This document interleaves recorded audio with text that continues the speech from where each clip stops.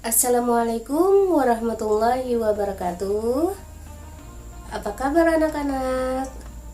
Semoga kita semua selalu dalam lindungan Allah Subhanahu wa taala. Hari ini kita akan mempelajari materi tentang khutbah, dakwah, dan tabligh. Anak-anak, apa itu khutbah? Apa itu dakwah?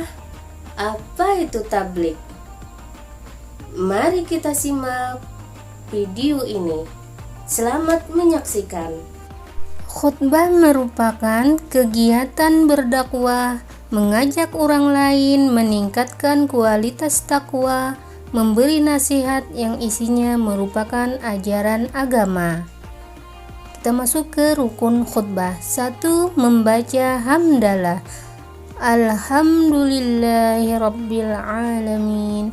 Yang kedua, membaca syahadatain. Asyhadu an la ilaha illallah wa asyhadu anna muhammadar rasulullah.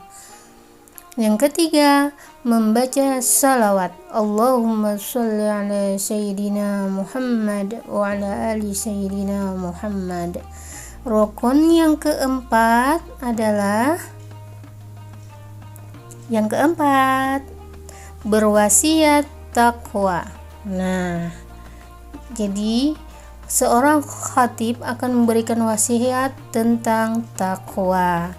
Kelima, membaca satu atau beberapa ayat suci Al-Quran. Biasanya disesuaikan dengan topik yang akan disampaikan.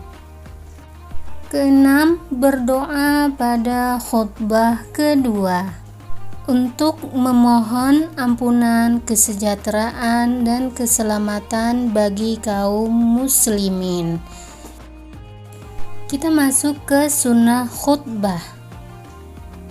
1.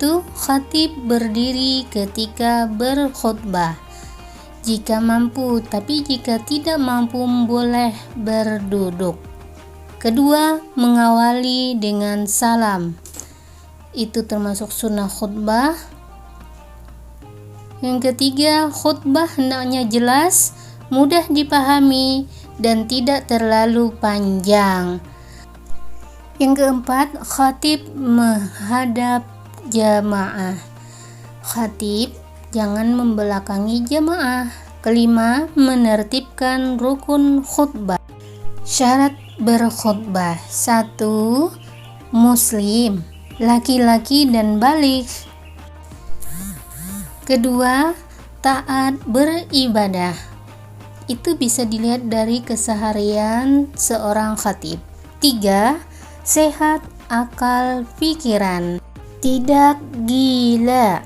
Nah, yang keempat, tidak suka berbuat tercela dan dosa.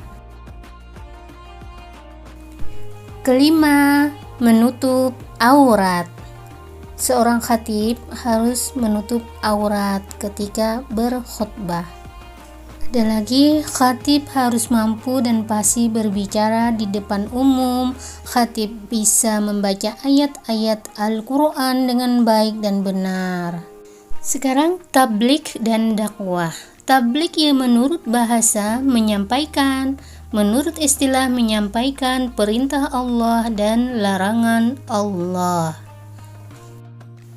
Pengertian tabligh dan dakwah itu mirip, yakni sama-sama mengajak memenuhi perintah Allah, menjauhi larangan Allah. Tata cara bertabligh. 1. Sikap lemah lembut, tidak berhati kasar. Kedua, menggunakan akal dan selalu dalam koridor mengingat Allah Subhanahu wa taala. Ketiga, gunakan bahasa yang mudah dipahami. Biasanya menggunakan bahasa Indonesia. Yang keempat, menggunakan musyawarah dan berdiskusi guna memperoleh kesempatan bersama. 5. Tidak meminta upah. Itu salah satu tata cara bertablik. Keenam, tidak menghasut orang, baik untuk bermusuhan, merusak, berselisih, dan mencari-cari kesalahan orang lain. Itu tata cara bertablik dan berdakwah. Sekarang masuk ke syarat berdakwah. Syarat berdakwah sama dengan bertablik, tapi menggunakan unsur yang dipakai adalah satu, Al-Quran dan hadis. Itu unsur yang paling penting. Yang kedua, komunikator mubalik. Ketiga, profesional.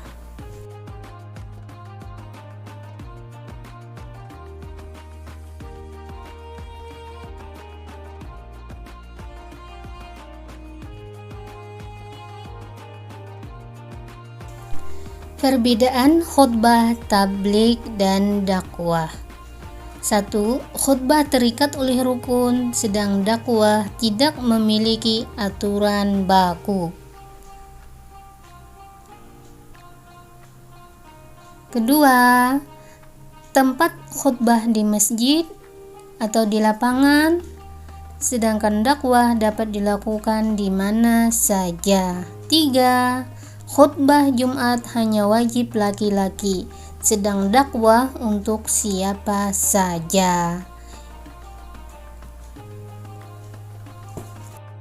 Khutbah medianya terbatas pada mimbar dan sound system, sedangkan dakwah dapat menggunakan media apa saja.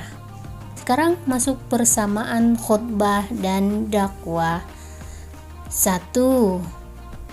Sama-sama menyeru manusia untuk menjalani hidup yang benar sesuai aturan Allah Subhanahu wa taala.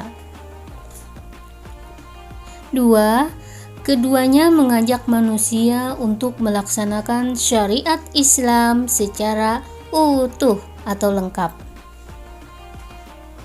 Yang ketiga, keduanya mengingatkan bahwa sukses dan bahagia itu diperoleh dari ketaatan dan sebaliknya kegagalan dan terpuruknya hidup diperoleh dari kemaksiatan. 4. Sama-sama memberi kabar gembira kepada yang bertakwa dan kepada yang ingkar akan diberi ancaman. Demikian materi kita hari ini.